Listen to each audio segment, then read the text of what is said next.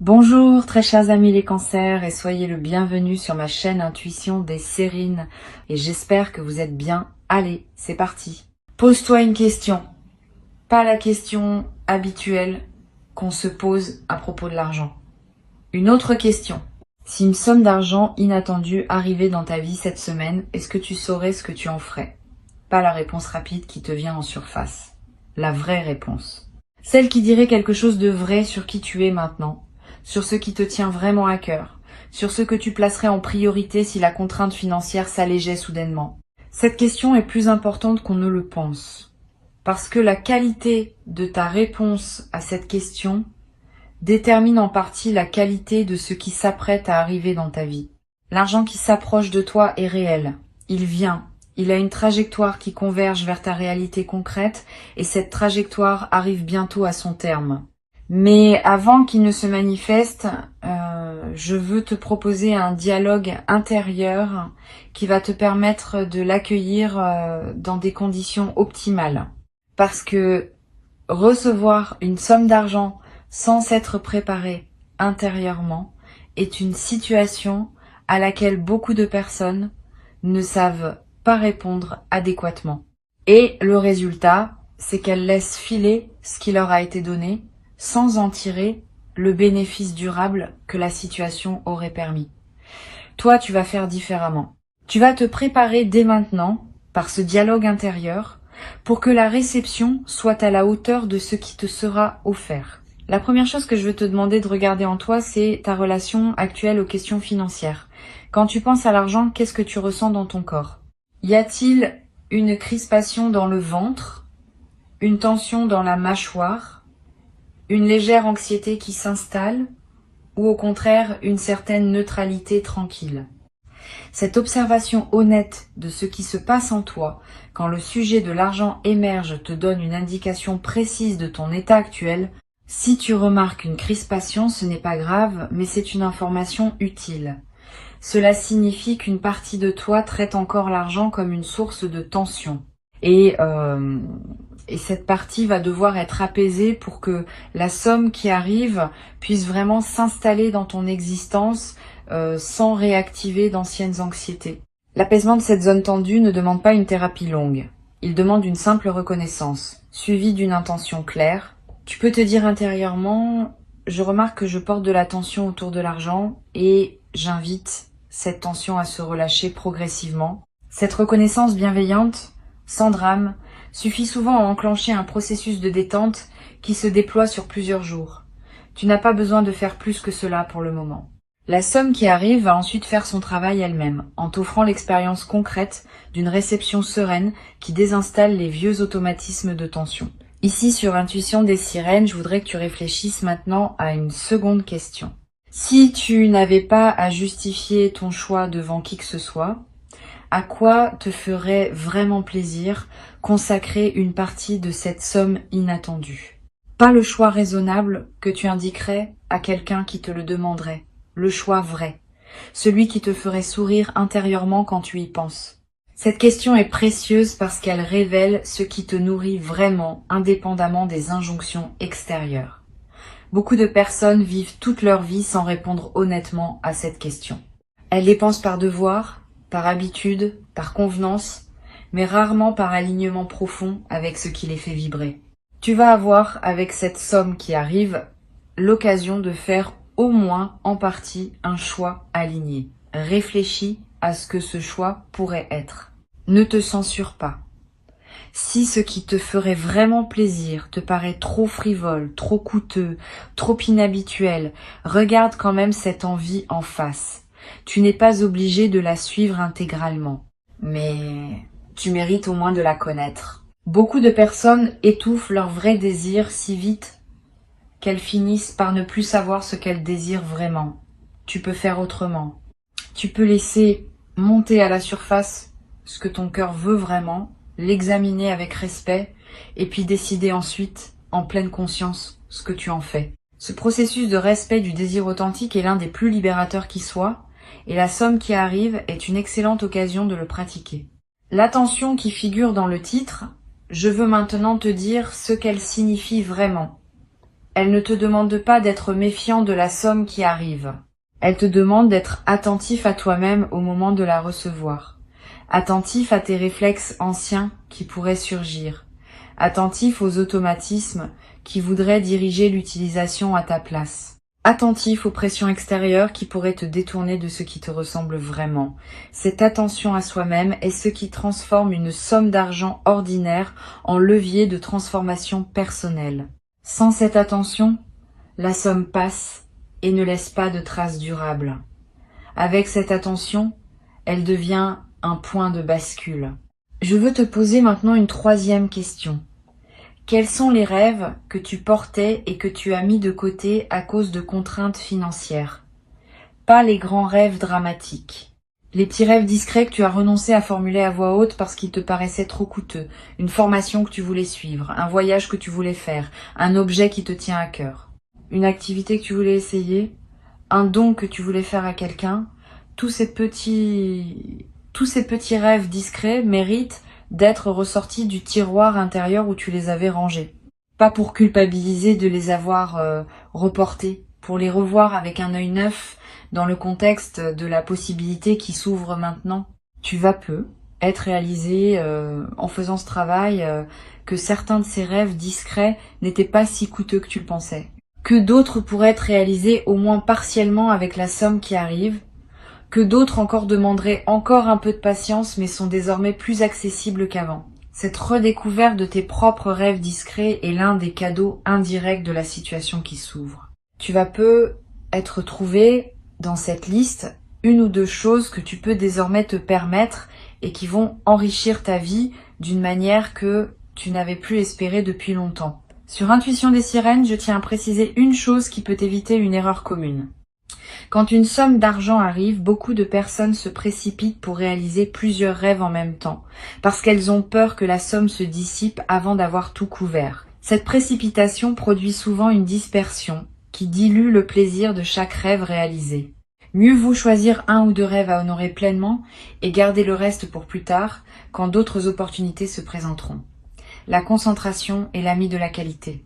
La dispersion est l'ennemi de la satisfaction. Cette compréhension simple peut transformer la manière dont tu utiliseras ce qui te sera donné. Tu vas peu te demander, quand la somme arrivera, s'il faut en parler à quelqu'un de ton entourage. Cette question est importante, et la réponse n'est pas universelle. Elle dépend des personnes spécifiques qui composent ton entourage. Certaines vont se réjouir avec toi sans réserve. D'autres vont projeter leur propre frustration financière et risquer de gâcher subtilement ton plaisir. D'autres encore vont commencer à formuler des demandes qui te mettront mal à l'aise. Choisis donc avec soin à qui tu confies cette information. Tu n'as aucune obligation de transparence totale. Tu peux garder une partie de ce qui te concerne pour toi, surtout dans les premiers temps où tu intègres la nouveauté. Je voudrais te poser une quatrième question. Quelle partie de cette somme te ferait du bien à long terme plutôt qu'à court terme? Pas par devoir d'épargner. Par souci de prolonger l'effet bénéfique de ce qui t'est donné. Une partie qui pourrait être investie dans quelque chose qui produira encore des effets dans plusieurs années. Une partie qui pourrait servir à payer une dette qui pesait sur toi. Une partie qui pourrait être mise de côté pour un projet futur que tu sens venir, mais qui n'est pas encore assez clair pour être réalisé immédiatement. Cette part orientée vers le long terme est précieuse.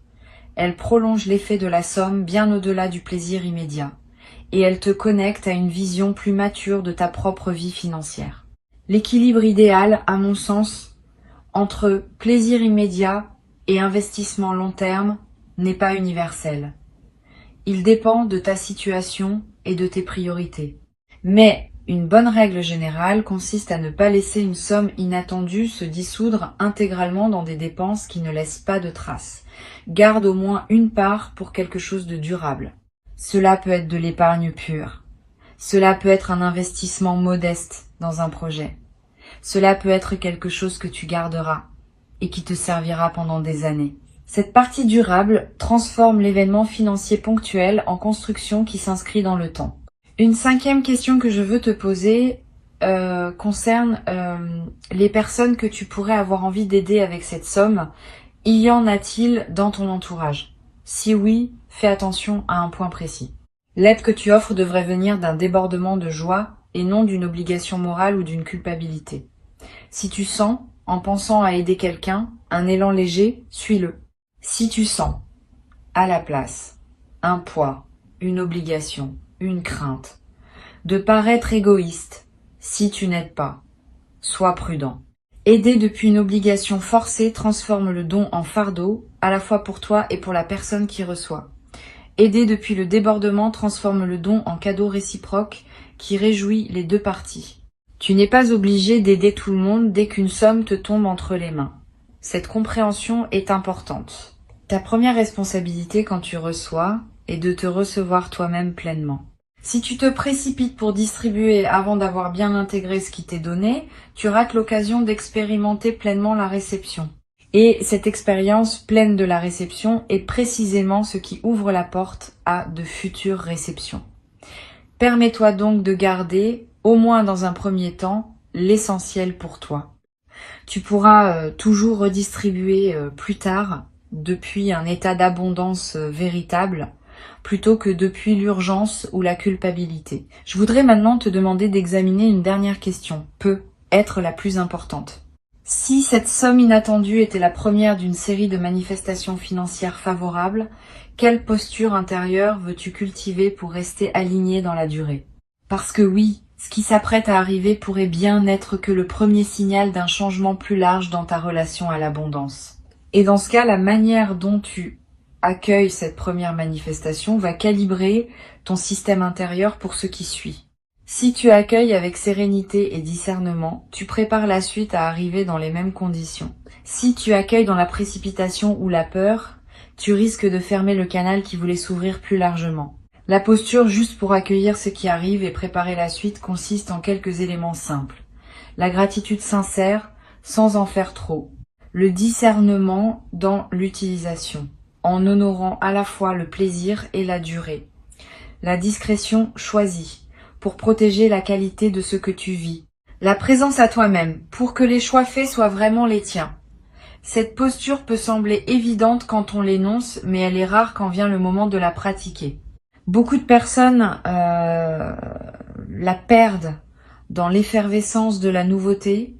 Toi, tu peux la maintenir parce que tu as pris le temps de la préparer mentalement avant que l'événement arrive.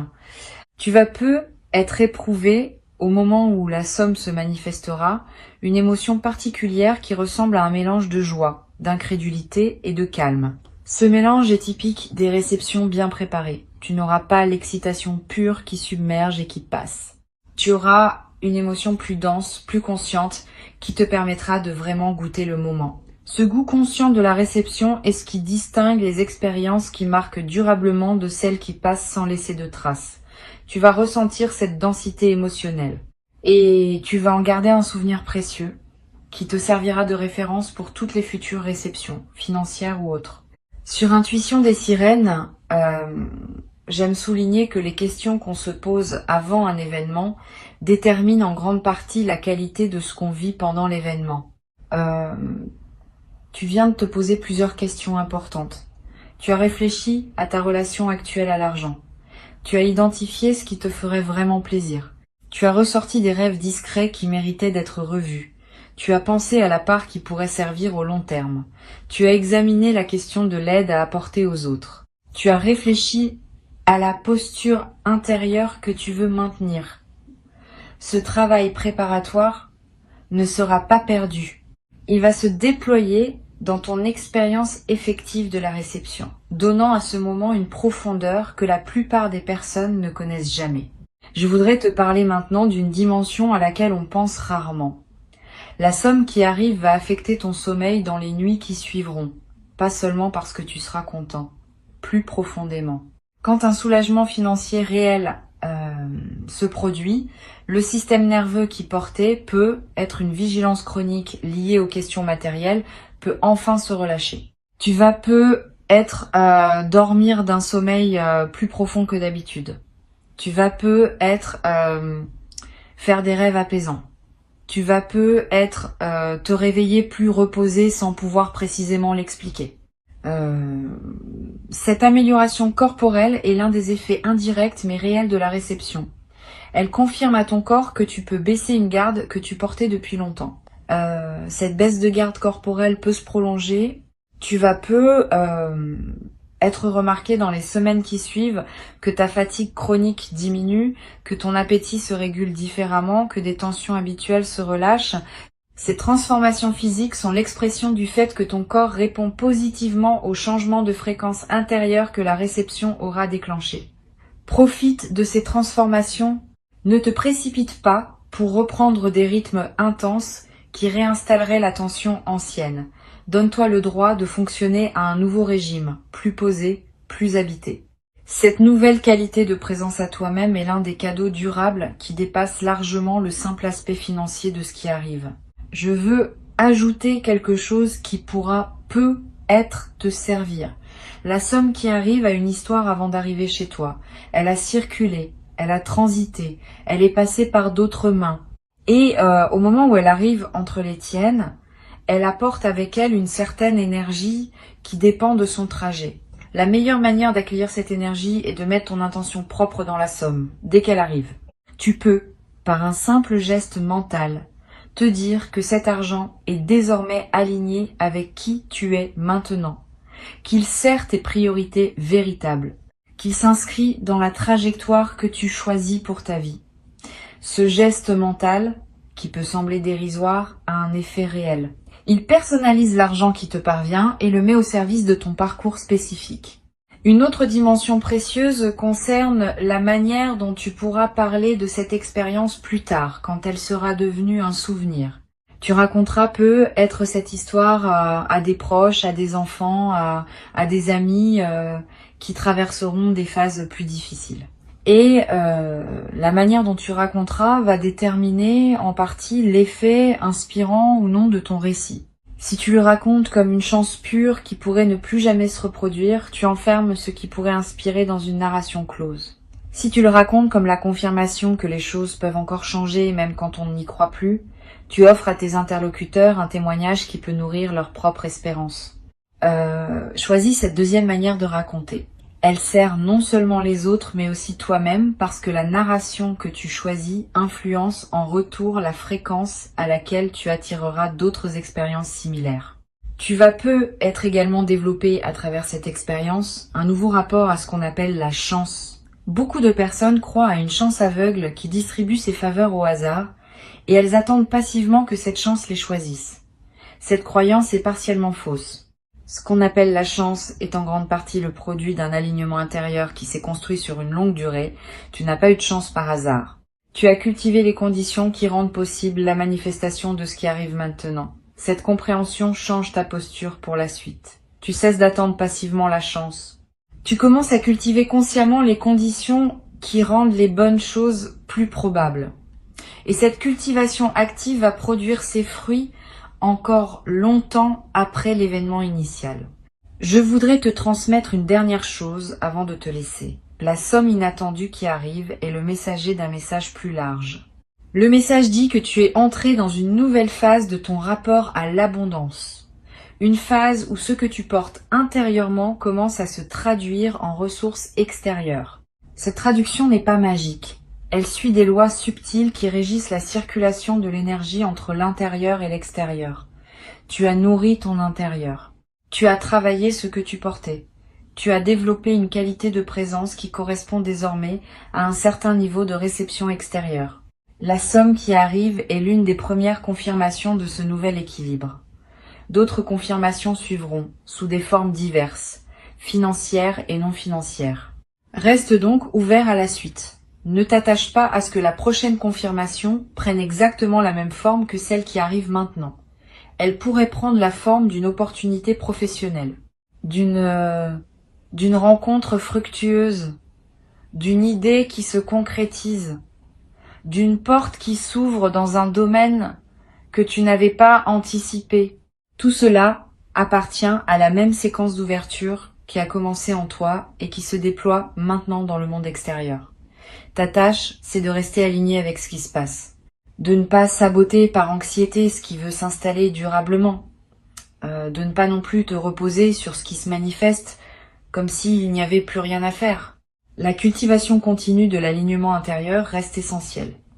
Sans elle, le canal se referme. Avec elle, le canal s'élargit progressivement. Reçois donc ce qui arrive avec la qualité de présence que tu as construite à travers les questions que tu viens de te poser. Tu es préparé. Avant de te quitter pleinement, je veux te transmettre encore plusieurs perspectives qui vont enrichir ta préparation à ce moment de réception. La première concerne la qualité du premier moment où tu prendras conscience que la somme est effectivement là, dans ta réalité. Ce premier moment est précieux, il ne se reproduit pas. Tu peux choisir de le traverser dans la précipitation ou de le ralentir pour vraiment le savourer. Je te recommande la deuxième option. Quand tu auras la confirmation que la somme est là, prends quelques minutes simplement pour respirer avec cette information. Ne fais rien tout de suite. Pas de calcul, pas de plan. Juste une présence à ce qui vient de se produire. Ce simple ralentissement transforme un événement en expérience consciente et il imprime dans ta mémoire un souvenir qui te servira longtemps. Une deuxième perspective importante, tu vas peut-être avoir dans les jours qui précèdent la manifestation des intuitions qui te traversent sans que tu puisses les justifier rationnellement. Tu vas peut-être sentir que quelque chose se prépare. Tu vas peut-être avoir des rêves qui contiennent des images d'eau, de pluie, de fleuves, qui dans le langage symbolique évoquent souvent l'arrivée de ressources. Tu vas être remarqué des chiffres qui reviennent dans ton environnement. Ne disqualifie pas ces signes, ils ne sont pas des hasards. Ils sont la manière dont ton intuition capte l'approche de la manifestation et te le signale par les canaux qui lui sont disponibles. Note ces signes si tu en remarques. Ils confirmeront, après coup, que ton système intuitif fonctionne bien. Tu vas peut-être également ressentir, à un moment précédant la manifestation, une sensation de calme inhabituelle. Comme si une tension chronique que tu portais depuis longtemps autour des questions financières s'était relâchée sans cause apparente. Cette détente préalable est un signal très fiable de l'approche de la manifestation. Ton système intérieur sait avant ton mental conscient que quelque chose va se débloquer et il commence à se détendre par anticipation. Quand tu remarques cette détente, ne la disperse pas dans des activités intenses. Reste avec elle, habite-la. Cette qualité d'attente détendue est précisément ce qui prépare la réception de qualité. Je voudrais te parler de la qualité de la lumière qui semble changer parfois dans les moments importants de notre vie. Tu vas être remarqué le jour où la somme arrivera ou dans les jours qui suivent que la lumière du soleil te paraît avoir une qualité particulière, plus dorée, plus présente, plus chargée d'une signification que tu pressens sans pouvoir l'expliquer. Cette modification subjective de la lumière est l'une des manifestations les plus subtiles des phases où la grâce se déploie dans une vie. Elle reflète le fait que ta perception elle-même est en train de s'élargir. Et cette perception élargie te permet de capter dans le réel des dimensions qui te restaient inaccessibles auparavant. Profite de ce changement de lumière intérieure. Il accompagne ce que tu vis et lui donne une saveur particulière. Une troisième perspective concerne la manière dont la somme va modifier subtilement ton rapport à ton emploi du temps. Avant la manifestation, peut être que tu courais après le temps. Tu calculais, tu optimisais, tu remplissais chaque créneau. Après la manifestation, tu vas peut-être commencer à respirer différemment dans tes journées. Pas parce que tu auras moins à faire, mais parce que la pression de fond va diminuer. Tu vas pouvoir t'autoriser des pauses, des lenteurs, des moments où tu ne fais rien et où tu te permets de ne rien faire. Cette dilatation du temps personnel est l'un des effets les plus précieux d'un soulagement financier. Elle te donne accès à une dimension de la vie que la pression chronique te cachait. Tu vas être également constaté que tes priorités se réorganisent légèrement. Des activités qui te paraissaient importantes vont sembler moins essentielles. D'autres que tu négligeais vont prendre une nouvelle place. Cette réorganisation des priorités n'est pas une erreur. C'est l'expression d'une lucidité qui se manifeste plus librement quand la pression diminue. Permets cette réorganisation. Suis-la. Elle te conduit vers une vie plus alignée avec ce qui te tient vraiment à cœur. Ne la combats pas en pensant que tu dois maintenir tes anciennes priorités par souci de cohérence. La vraie cohérence, c'est celle qui se met à jour au fur et à mesure que tu deviens plus toi-même. Sur cette chaîne, j'aime souligner que les sommes inattendues ont parfois un effet de catalyseur dans la vie de ceux qui les reçoivent. Elles ne sont pas seulement de l'argent. Elles sont l'occasion de revisiter sa vie, de poser des choix qu'on remettait à plus tard, de prendre des décisions qui demandaient un certain coussin financier pour pouvoir être prises sereinement. Tu vas peut-être prendre, dans les semaines qui suivent la manifestation, une décision importante que tu reportais. Une décision concernant ton lieu de vie. Une décision concernant ton activité professionnelle. Une décision concernant une relation qui demandait à évoluer. Cette décision n'aura pas été directement causée par la somme. Mais la somme aura été le catalyseur qui rendait possible la prise de la décision. Cet effet catalyseur est l'un des aspects les plus précieux des manifestations financières inattendues. Tu vas peut-être avoir l'envie, à un moment, de marquer symboliquement la réception de cette somme par un geste rituel. Un objet acheté qui te rappellera ce moment. Un repas particulier partagé avec une personne chère. Une journée entière consacrée à une activité qui te fait du bien. Ces gestes symboliques ne sont pas dérisoires.